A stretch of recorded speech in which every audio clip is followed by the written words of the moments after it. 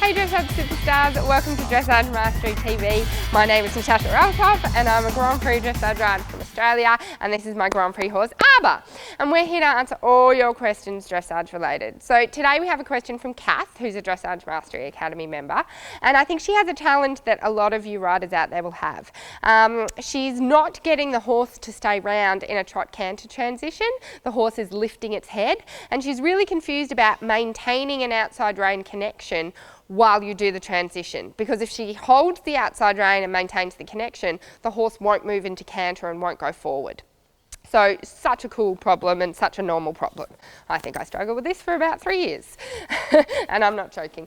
Okay, so what happens is contact is the hardest thing ever to have to learn and remember. Just trust me on that, guys. I know it can be confusing.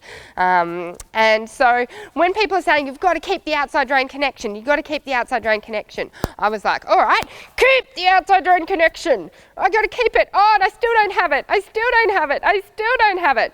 And look at how confused my poor horse is going. He's like, holy crap. And he's thinking I want a leg yield into the arena, and we're just not going where we need to be going. So the key with having an outside rein connection is not to hold it, because the minute you hold it, his head goes to the outside and he falls in. So you've got to be able to get and develop the skills and the feeling of having 5,000 different types of outside rein connection. So right now I have an outside rein connection, and if you look at my reins, you can't tell. And now I've lost the connection about 10%, you can't tell.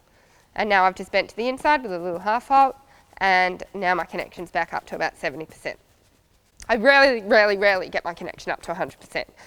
And that's how it happens. The whole time I'm riding like a Grand Prix test, I'm going, oh, okay, I've lost my connection, like as in 10%, 20%. Now I've got it back up to 70, now it's dropped down to 50, now it's back up to 80. So don't think, I used to think when I had connection, I then had it for a ride. You might have it for a quarter of a stride, that's about it. So I think what's happening is when you're asking for your canter transition, so you're in trot and you're like, okay, well, I'm going to ask the canter, and so you're then giving the reins and letting the horse canter and letting the horse maybe even run into canter. And my horse doesn't even know a canter transition if he's not on a contact. That was interesting. But anyway, I'm going to try and get him to put his head up. Yeah, so that was pretty ugly and off the contact. Oh, okay, Albie. So I understand that. So you're going, okay, well, I want the horse to canter, so I'm not going to use a contact. Then you go, oh, that was bad because the horse didn't stay round. So now I'm going to hold my outside rein.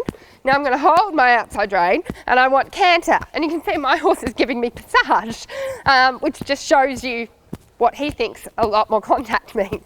Good boy. But yeah, every time I hold my outside rein, now he's thinking piaffe. The horse is obviously not going to canter. So this is just your journey where it's like, okay, how can I keep an outside rein while it's still being soft enough for the horse to canter? So I've got my outside rein connection, I've got the horse on the bit, I've got the horse through, and now I can just use my seat, and there's my canter. And the horse stays on contact, and the horse goes where he needs to go. So if you're getting feedback, basically here's a training tip for you. If you're getting feedback and the horse is not going forward, or the horse is not giving you what you want, like I said, when I used my outside rein the wrong way, I got the horse leg yielding in on the circle, I got him passaging, I got him piaffing, and I got him running in the trot. None of those things was what I wanted. I wanted a canter transition.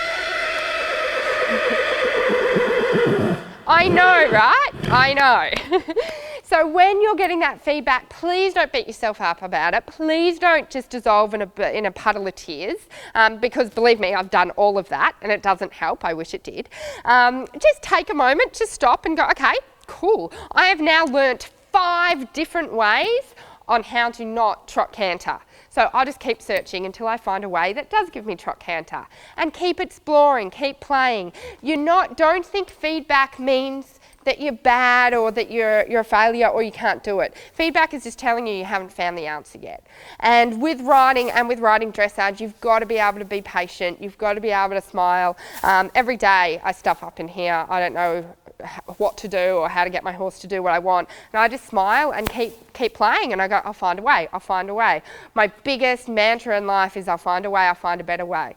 And you know, I just keep pushing and keep pushing and keep pushing through until I've achieved my goal. So have a play with it, have fun with it, keep smiling, and let me know if you have any more questions. Remember, I have a Dressage Mastery program that helps you with all these questions and more. If you're interested, check it out at www.dressagemastery.com. Have a super week, and we'll see you next time. Bye.